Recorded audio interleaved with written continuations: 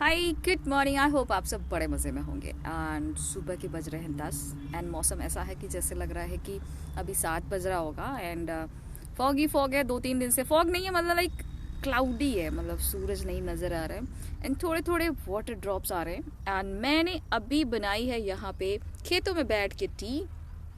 खैर एनीवेज अभी बात करते हैं कि एक माइंडसेट जो होता है ना, वो कैसे हमारी लाइफ को चेंज कर देता है। हमारी थिंकिंग, हमारी हैप्पीनेस एक्चुअली डिपेंड कहाँ करती है? हमारे माइंडसेट पे। बट हम वो हैप्पीनेस सोचते हैं कि बाहर की दुनिया में है, हम उसे वहाँ ढूंढते फिरते हैं। तो चलिए इस बात पे एक छोटी सी कहानी बताती हूँ। एक बार एक दोस्त का प्रमोशन होता है, तो वो अपने बेस्ट फ्रेंड के लिए एक घड़ी खरीद के लेके जाता है और उसको देता है। और घड़ी पता है कितने की थी? 70,000 की।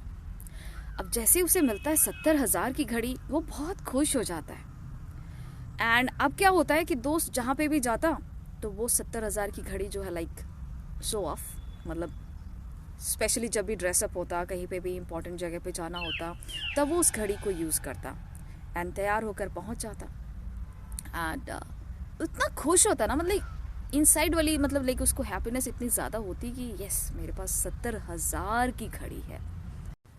कुछ एक साल भर बीत जाते हैं, धीरे धीरे उसकी खुशी का कोई ठिकाना नहीं रहता उस घड़ी के साथ। लेकिन अब वो ख़राब होना शुरू हो जाती है। तो जब ख़राब होती तो वो आसपास किसी भी वॉच मैकेनिक से दिखा के उसे ठीक करा लेता। फिर वो कुछ दिन चलती, फिर ख़राब हो जाती। अब इस बार उसने सोचा कि क्यों ना इसे शोरूम में दिखाया जाए।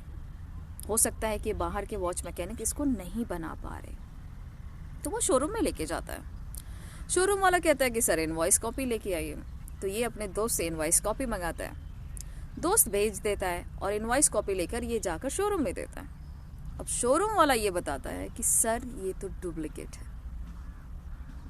अब इसे तो बड़ा अजीब सी फीलिंग आने लगती है। फिर ये बात ये तुरंत अपने दोस्त को बताता है। दोस्त भी थोड़ा शर्मा जाता है। वो कहता है हाँ, मुझे ये ऑनलाइन सेल में मिली थी, वहाँ पे 50% डिस्काउंट था तो मैंने ख़रीद ली।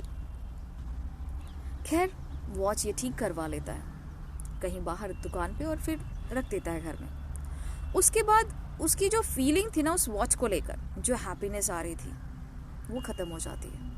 अब उसे उस घड़ी को देखकर वो हैप्पीनेस नहीं आती है, क्योंकि जब भी वो देखता है तो उसे लगता है कि ये डुप्लीकेट है। जब तक उसे ये नहीं पता था कि ये डुप्लीकेट नहीं है, ओरिजिनल है, 70,000 की है, तब तक उसकी हैप्पीनेस लाइक पता नहीं, उसको पहनते ही जैसे लगता है कि वो हवा में उड़ने लगता था। अब अचानक उसकी फीलिंग ही चेंज हो गई। तो जो घड़ी आज डुप्लीकेट है वो कल भी डुप्लीकेट थी, ठीक है, पर पहले वो खुशी देती थी, अब वो खुशी नहीं देती। क्योंकि हम सोच रहे हैं ऐसा। पहले मुझे पता नहीं था कि भाई वो डुप्लीकेट, अब मुझे पता चल गया कि डुप्लीकेट।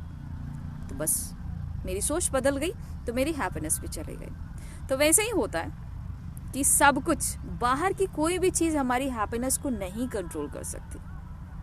हमें लाइफ को ऐसा बनाना ना कि लाइक चाहे कुछ भी हो रहा है, ठीक है ना, बाहर कितना भी डिस्टर्बेंस है, मुझे लाइफ में कितने भी स्ट्रगल करने हैं, मेहनत करना है, पर जो हैप्पीनेस है ना, वो जो माइंडसेट है, उसे हमें यहाँ पे कंट्रोल करके रखना है। क्योंकि जितना ज़्यादा आप स्ट्रेस लोगे, परेशान रहोगे, अनहैप्पी रहोगे, आपकी बॉडी उतना जल्दी आपसे मतलब लाइक डल हो जाएगी, वीक हो जाएगी, कमज़ोर हो जाएगी।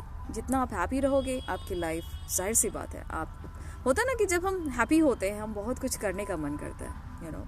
एंड डल होते तो हमें लगता है कि जस्ट बैठ जाओ शांति से, चुपचाप कहीं पड़े रहो, उदास पड़े रहो। सैड सैड गाने कुछ लोग सुनते हैं, उनको पता नहीं क्या है, मतलब लाइक अपनी और सैडनेस को बढ़ाना होता है।